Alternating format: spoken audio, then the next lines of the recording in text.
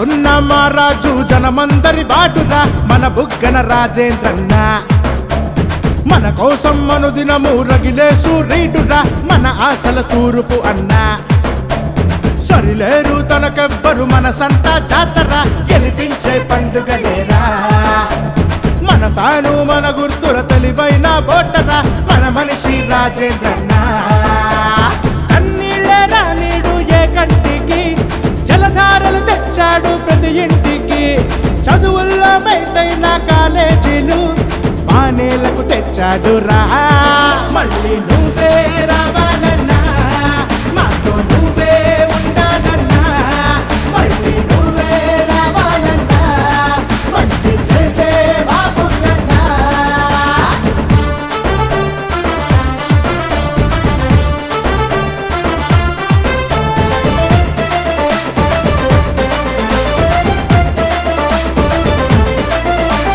జనం జనం అనే గుణం తన రక్తంలో ఉన్నదయ్యా తరం తరం వచ్చే తరం తన మంచి నిలిచేనయ్యా మచ్చంటూ లేని రాజే అతనంట గెలిపించుకుంటామని ప్రతి గుండె మోగే చప్పుడంటుందే రాజన్నే రావాలని నీ కలనే తన కలగా కృషి చేసేవాడురా మన కోసం వచ్చాడురా కళమెత్తి ఆ కీర్తి చెప్పాలి సోదరా నీ ఓటుతో గెలిపియరా మళ్ళీ నువ్వే రావాలన్నా మాతో నువ్వే ఉండాలన్నా మళ్ళీ నువ్వే రావాలన్నా మంచి చేసే బాబు కన్నా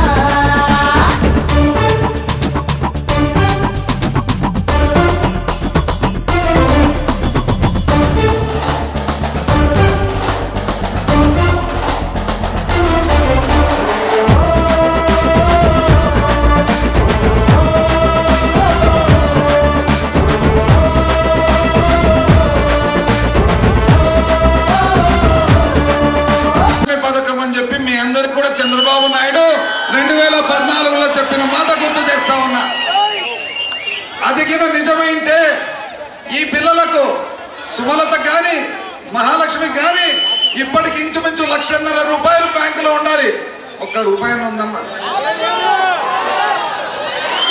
ఒక్క రూపాయి కూడా లేదు అంటే 25,000 కాదు కదా 25 రూపాయలన్నా వేసినాడా అని చెప్పి అడుగుతా ఉన్నా చిన్న పిల్లలకు మోసమే చిన్న పిల్లల తల్లులకు మోసమే మరి చదువుకునే పిల్లలకు మోసమే బడి పిల్లలకు బస్ పాసులు వద్దనే గ్యాస్ సిలిండర్లు ఇవ్వకపోయా ఈరోజు ఈ సూపర్ 6 అని చెప్పి రెండవసారి ఇవన్నీ కూడా చేస్తానంటే నమ్మే వాళ్ళు ఎవరన్నా ఈ రాష్ట్రంలో ఉన్నారా అని చెప్పి నేను అడుగుతా ఉన్నా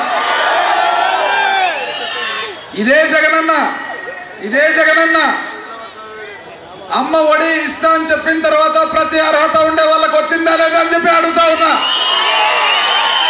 ఇదే జగనన్న పొదుపు అక్క చెల్లెమ్మలకు రుణము మాఫీ చేస్తా అన్న తర్వాత ఆసరా ద్వారా మాఫీ అయిందా లేదా అని చెప్పి అడుగుతా ఉన్నా ఇదే Jagananna BC SC ST minority మహిళలకు చేయూత ఇచ్చిన మాట వాస్తవమా కాదా అని చెప్పి అడుగుతా ఉన్నా ఇదే జగనన్న అర్హత ఉండే వాళ్ళందరూ కూడా రైతు భరోసా ఇచ్చిన మాట వాస్తవమా కాదా అని అడుగుతా ఉన్నా ఈరోజు బేరీ చేసుకోవాల్సిన అవసరం ఉంది ఎవరు నిజము చెప్తా ఉన్నారు ఎవరు అబద్ధం చెప్తా ఉన్నారని ఎవరు చెప్పిన మాట నెరవేరుస్తా ఉన్నారు ఎవరు చెప్పిన మాట ఎత్తివేస్తా ఉన్నారనేసి మరి చంద్రబాబు నాయుడు గారు ముందుకొచ్చి కొత్తగా బాబు షూరిటీ అంట భవిష్యత్తు గ్యారెంటీ అంట ఎవరి భవిష్యత్తు ఈ పిల్లల భవిష్యత్తు నాకు తెలియక అడుగుతా బాబు వయసు ఎంతమ్మా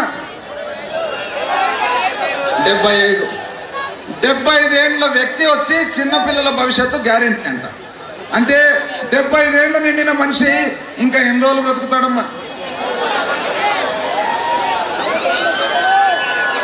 అంటే 75 ఏళ్ళు నిండిన తర్వాత పొద్దున నిద్రలేసి ఇంకా మనం ఉంటే భగవంతుణ్ణి ఆ ఒక్క రోజు మనకి ఇచ్చినందుకు కృతజ్ఞులై ఉండే వయసు అటువంటిది ఈరోజు తనకు తానే గ్యారంటీ లేక పిల్లలకు ఆయన భవిష్యత్తు ఇచ్చేది గ్యారంటీ అని నాకు అర్థం. తనకే గ్యారంటీ లేనప్పుడు పిల్లలకు తానేం గ్యారంటీ ఇస్తాడని చెప్పి అడుగుతా ఉన్నా. అందుకని పెద్దలు ఏమంటారు తెలుసునా, వినేవాడు పిచ్చోడు ఉంటే చెప్పేవాడు చంద్రబాబు ఉంటాడంట. ఆ ప్యాంప్లెట్ చూసినప్పుడంతా నేను చెప్తా ఉంటా, ఆయిల్ పేపర్ బాగుంది కదమ్మా అది, దాంట్లో ఒకటి సత్యం లేదు, ఒకటి వాస్తవం లేదు, కానీ ఆయిల్ పేపర్ బాగుంది.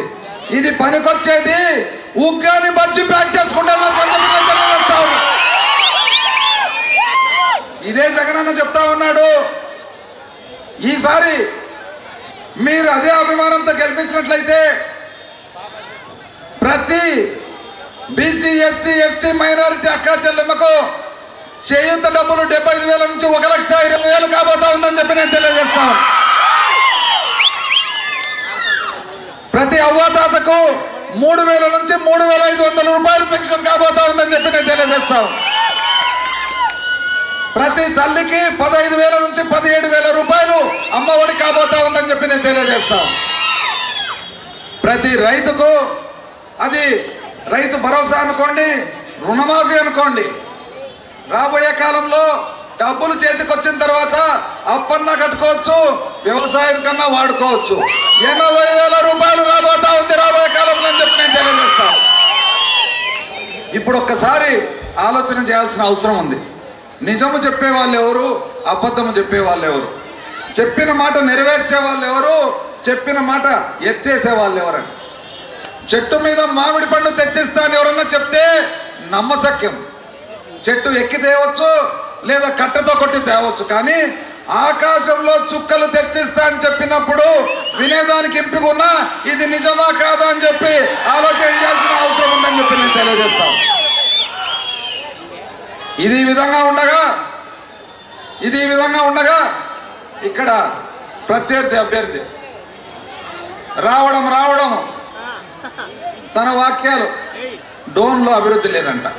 అబ్బా ఏం చెప్పా, డోన్లో అభివృద్ధి లేదంట చెప్పడం కూడా ఎక్కడ, ఇదే గాంధీ తాత దగ్గర. గాంధీ తాతను ఇంతకు ముందు చూసింటే ఏ విధంగా గాంధీ తాత ఉన్నాడు, ఈ రోజు గాంధీ తాత ఏ విధంగా ఉన్నాడని చెప్పి, ఈ రోడ్డు అభివృద్ధి కాదా అని అడుగుతా ఉన్నా, ఈ కూరగాయల మార్కెట్ అభివృద్ధి కాదా అని అడుగుతా ఉన్నా, ఆ క్లబ్ అభివృద్ధి కాదా అని అడుగుతా ఉన్నా, ఆ షటిల్ కోర్ట్ అభివృద్ధి కాదా అని అడుగుతా ఉన్నా, ఆ మున్సిపల్ ఆఫీస్ అభివృద్ధి కాదా అని అడుగుతా ఉన్నా. వాళ్ళకు మాత్రం కాదంట. గుత్తి రోడ్ అభివృద్ధి కాదా అని అడుగుతా ఉన్నా, కర్నూలు రోడ్ అభివృద్ధి కాదా అని అడుగుతా ఉన్నా, వెంకటాపురం రోడ్ అభివృద్ధి కాదా అని అడుగుతా ఉన్నా. వాళ్ళకు మాత్రం అభివృద్ధి కాదంట. ఇక్కడ నుంచి గోసానపల్లె రోడ్డు అభివృద్ధి కాదా అని అడుగుతా ఉన్నా, చింతలపేట రోడ్డు అభివృద్ధి కాదా అని అడుగుతా ఉన్నా, కొచ్చెరువు రోడ్డు అభివృద్ధి కాదా అని అడుగుతా ఉన్నా, మరి బాయిపల్లె రోడ్డు అభివృద్ధి కాదా అని అడుగుతా ఉన్నా, పిఆర్ పల్లె రోడ్డు అభివృద్ధి కాదా అని అడుగుతా ఉన్నా, జక్సానిగుండ రోడ్డు అభివృద్ధి కాదా అని అడుగుతా ఉన్నా, నల్లమేకలపల్లి రోడ్డు అభివృద్ధి కాదా అని అడుగుతా ఉన్నా, చివరకు డి రంగాపురం రాయలచెరువు రోడ్డు అభివృద్ధి కాదా అని అడుగుతా ఉన్నా. ఇక్కడ నుంచి అబ్బరెడ్డిపల్లి రోడ్డు అభివృద్ధి కాదా అని అడుగుతా ఉన్నా, వెంకటాపురం రోడ్డు అభివృద్ధి కాదా అని అడుగుతా ఉన్నా, గుమ్మకొండ రోడ్డు అభివృద్ధి కాదా అని అడుగుతా ఉన్నా. వాళ్ళకు మాత్రం కాదంట. ఎంత అన్యాయం అండి.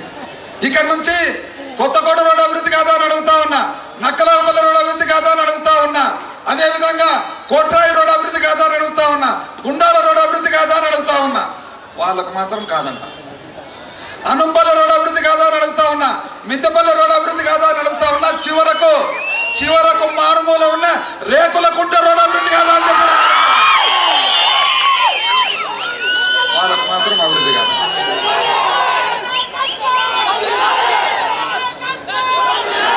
ఇంతకు ముందు పెద్ద ఆసుపత్రి అంటే ఎక్కడికి పోయేవాళ్ళమ్మా, ఇప్పుడు పెద్ద ఆసుపత్రి అంటే ఎక్కడ పోతా ఉన్నామ్మా. వాళ్ళకు మాత్రం అభివృద్ధి కాదంట. పెద్ద ఆసుపత్రి పక్కన ఉన్న ఇంద్రభవనం లాంటి పిల్లలకు, బీసీ ఆడపిల్లలకు 600 మందికి చదువుకునే దానికి హాస్టల్తో పాటు 10వ తరగతి ఇంటర్మీడియట్ బడి కట్టిస్తే వాళ్ళకి అది అభివృద్ధి కాదంట.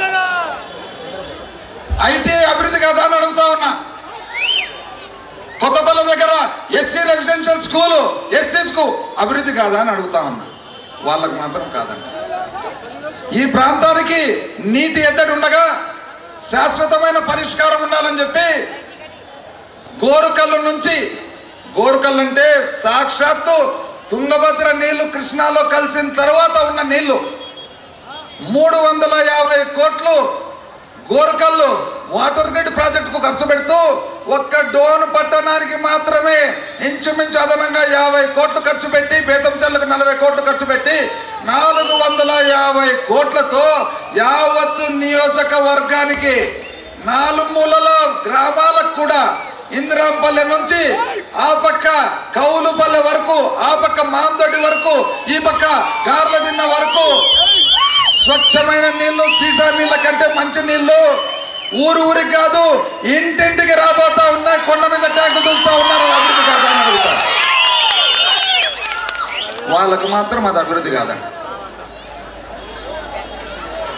ప్రతిసారి ఎన్నికలప్పుడు గుడికి పోయి టెంకాయ కొట్టి స్వామి గెలిపియాలని చెప్పి వీళ్ళందరూ కూడా గుండాలకు పోయి లక్ష్మీ చెన్నకేశవ స్వామి దేవస్థానంలో టెంకాయ కొట్టి గెలుపు మొక్కుకొని వస్తారు. కానీ ఏ రోజు కూడా వాళ్లకు గుడి కట్టించేది పోయి పడిపోతా ఉంటే కనీసము ఆ గుండాల క్షేత్రానికి రోడ్డు వేయాలని కూడా అనుకోలేదు. 15 కోట్ల రూపాయలతో ఆ క్షేత్రం అభివృద్ధి జరుగుతూ ఉంది. అది అభివృద్ధి కాదా అని చెప్పి అడుగుతాను. వాళ్ళకు మాత్రం అది అభివృద్ధి కాదండి.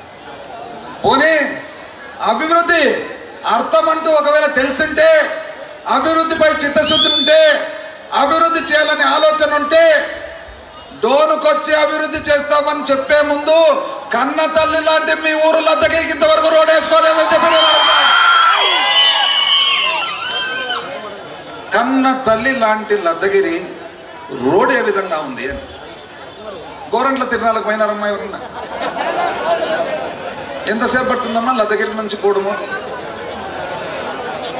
20 కిలోమీటర్లు.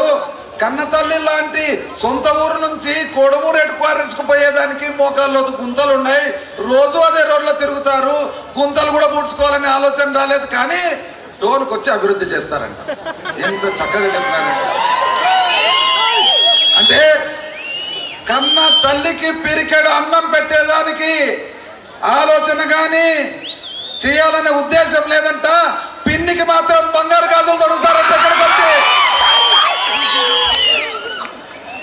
మీరే చెప్తారు మా ఊరు కొడుమూరు అని, మీరే చెప్తారు ఆలూరు అని. ఆలూరు ప్రయత్నం చేసినారు. అదేవిధంగా ఆలూరు ప్రయత్నం 2 సార్లు చేసిన తర్వాత కూడా ప్రయత్నం చేసిన మాట వాస్తవమా కాదా అని. కర్నూలు పార్లమెంట్ ప్రయత్నం చేసిన మాట వాస్తవమా కాదా అని. ఈ రోజు వచ్చి అన్ని వదిలిపెట్టి మీకు డోన్ తప్ప ఎక్కడా టికెట్ లేదంటే ఆ టికెట్ భిక్షం మాదిరి తీసుకొని ఇక్కడికి వచ్చి అంత ఎట్టిగా దొరికిందమ్మా డోను. అంత ఎట్టిగా దొరికిందా? మీరు వచ్చిన వెంటనే 15 రోజులు 3 వారాల పాటు మీ ఆఫీసు ఒక ఫంక్షన్ హాల్ నుంచి జరిపిన మాట వాస్తవమా కాదని చెప్పి నేను అడుగుతా ఉన్నా. ఏ ఫంక్షన్ హాల్లో జరుపుతున్నారో ఆ వ్యక్తి మీ పక్కన ఉండి ఇది కట్టేటప్పుడు 1 సంవత్సరం రోజులు కోర్టుపై ఆపిన మాట వాస్తవమా కదా? మున్సిపల్ ఆఫీసు అదే వ్యక్తి ఎవరి ఫంక్షన్ హాల్ అయితే మీరు నివాసంగా పెట్టుకున్నారో ఆ వ్యక్తి ఆపినది వాస్తవమా కాదా అని చెప్పి నేను అడుగుతా ఉన్నా. ఇంటికి పూజ చేసిన ఎవరన్నా ఇండ్లు కొన్నారేమో అని అనుకుంటారు, అంతేనా? ఈరోజు అడుగుతా ఉన్నా, గుండె మీద చేయి పెట్టి మీరు పూజ చేసినారు వాస్తవమే ఇంటికి, ఆ ఇండ్లు మీరా కొంటుండేది లేదా ఇవన్నీ ఆపిన వ్యక్తి పేరు మీద అగ్రిమెంట్ ఉందని చెప్పి అడుగుతా ఉన్నారు. ఎంత అన్యాయంగా మాట్లాడతారండి. మళ్ళా పైగా మంత్రి ఎక్కడా అంట. ఎక్కడుంటాడండి మంత్రి? లారీ డ్రైవర్ ఎక్కడుంటాడండి? ట్యాక్సీ డ్రైవర్ ఎక్కడుంటాడండి? ఉద్యోగి ఎక్కడుంటాడండి? ఒక రైతు ఎక్కడుంటాడండి? కరోనా కాలం గుర్తు తెచ్చుకుంటే భయపడి ఎవరు ఏరోప్లేన్ ఎక్కేదానికి భయపడే కాలంలో ఎయిర్పోర్ట్లలో మనుషులు లేనప్పుడు ఈ రాష్ట్రము కోసము ఈ మంత్రి 1.5 సంవత్సరం ప్రాణం అర్పించి తిరిగిన మాట గుర్తు చేస్తారు. మీరు ఎక్కడ ఉన్నారండి కరోనా అప్పుడు? కనీసం ఆసుపత్రిలోకి అడగన్న పెట్టినారా ఎక్కడన్నా? ఈ రోజు వచ్చి మంత్రి ఎక్కడా అని అడుగుతున్నా. ఈ రోజు మంత్రి ఈ రోడ్డులో ఉన్నాడా లేదా అని అడుగుతా ఉన్నా. మంత్రి బిల్డింగ్ లో ఉన్నాడా లేదా అని అడుగుతా ఉన్నా. మంత్రి ఆ బడిలో ఉన్నాడా లేదా అని అడుగుతా ఉన్నా. మంత్రి ఆ ఆఫీస్ లో ఉన్నాడా లేదా అని అడుగుతా ఉన్నా. ఏ విధంగా చేసుకోగలిగినాం ఇవన్నీ? నన్ను స్థానికునిగా భావించి, మీ బిడ్డగా భావించి, మీ బిడ్డగా నన్ను 2014లో గెలిపించుకొని, మీ బిడ్డగా నన్ను 2019లో గెలిపించుకున్నందుకు కాదా ఈ అభివృద్ధి జరిగేదని చెప్పి అడుగుతా ఉన్నా. మీ బిడ్డగా నన్ను గెలిపించుకున్నందుకు కాదా ఈ రోడ్డు కట్టినది? మీ బిడ్డగా నన్ను గెలిపించుకున్నందుకు కాదా ఈ బిల్డింగ్ కట్టినది? మీ బిడ్డగా నన్ను గెలిపించుకున్నందుకు కాదా క్లబ్ కట్టినది? మీ బిడ్డగా నన్ను గెలిపించుకున్నందుకు కాదా గాంధీ తాత బొమ్మ పెట్టినది అని చెప్పి నేను అడుగుతాను. మీరు ఉన్నారు కదా, ఎంపీగా ఉన్నారు 3 పర్యాయాలు, రైల్వే శాఖ మంత్రిగా ఉన్నారు.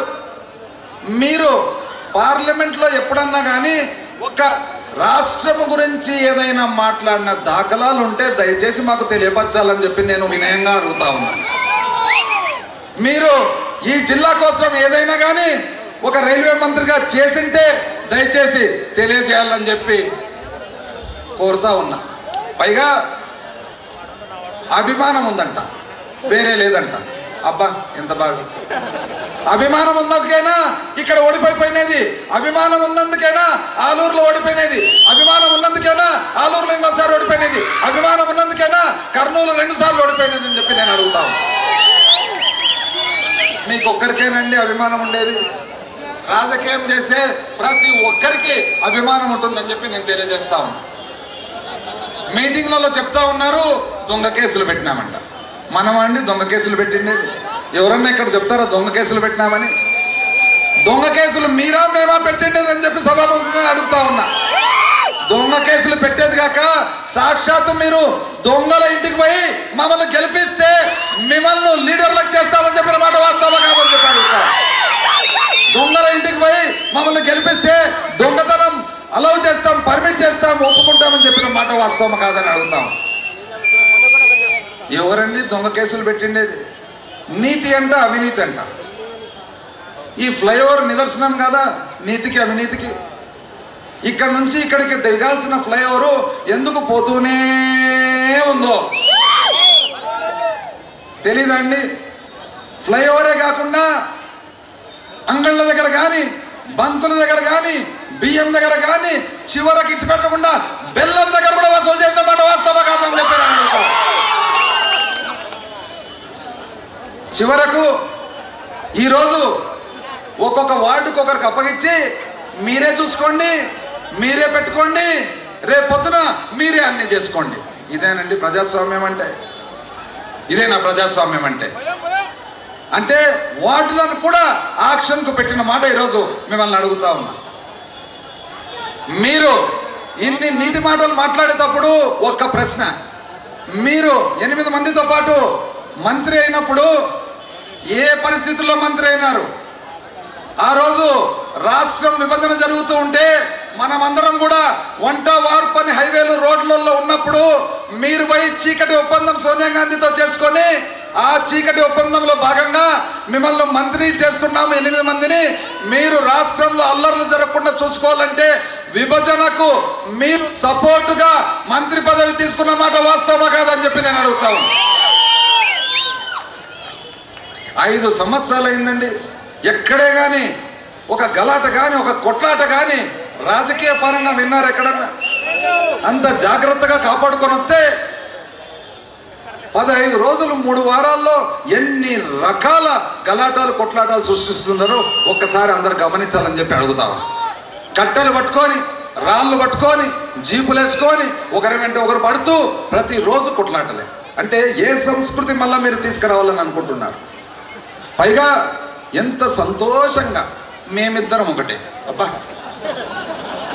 ఎంత చక్కగా చెప్పినారండి, ఎంత చక్కగా చెప్పినారు. మేమిద్దరం ఒకటే అని అంటే 3-4 దశాబ్దాల నుంచి ఈ ప్రాంతం అంతా ప్రతి ఊర్లో ఫ్యాక్షన్ పెట్టుకొని ఎంతమంది ప్రాణాలు పోగొట్టుకుంటే వాళ్ళ కుటుంబాలందరూ మేమిద్దరం ఒకటి అంటే మిమ్మల్ని చూసి మురిసిపోయి ఆనందపోయి ఆహా అని చెప్పి సంతోషపడాలి. అదేనా మీ కోరిక? ఎంత అన్యాయంగా అండి మాట్లాడుతున్నాను. అయితే డోలు ప్రజలందరూ కూడా వివేకవంతులు కాబట్టి ఇవన్నీ గమనించినారు కాబట్టి మీరు రాబోయే కాలంలో ఒక మంచి నిర్ణయం తీసుకుంటారని చెప్పి నమ్మకంతో ఈరోజు ప్రచారము ఇద్దరి ప్రచారం చూసినట్లయితే చంద్రబాబు నాయుడు ప్రచారం ఎట్లుంది, అది బాగలేదు ఇది బాగలేదు అది బాగలేదు కాబట్టి నాకు ఓటేయండి, అంతేనా? అదే జగనన్న ప్రచారము మీ ఇంట్లో మంచి అంటూ జరిగింటే అప్పుడు నాకు ఓటేయండి అని చెప్పి నేను అడుగుతా ఉన్నా. అది మొగోని మాట. ఈరోజు మీ అందరినీ సవినయంగా కోరుతా ఉన్నాను, ఏ విధంగా అయితే 2014 2019లో మీరు నన్ను మీ బిడ్డగా భావించి స్థానికునిగా భావించి మంచి చేస్తాడనే నమ్మకంతో ప్రేమతో అభిమానంతో మమ్మల్ని గెలిపించినారో ఆ గెలుపు ద్వారా మేము చేతనంత కృషి చేసి మీ అందరి జీవితాల్లో మంచి చేసేదానికి అవకాశం వచ్చిందో రాబోయే ఎన్నికల్లో కూడా 2 ఓట్లు కూడా ఫ్యాన్ గుర్తుపై వేసి బ్రహ్మానందరెడ్డి గారిని ఎంపీగా అదేవిధంగా మీ బిడ్డగా నన్ను ఆశీర్వదించమని చెప్పి కోరుతూ సెలవు తీసుకుంటా ఉన్నా.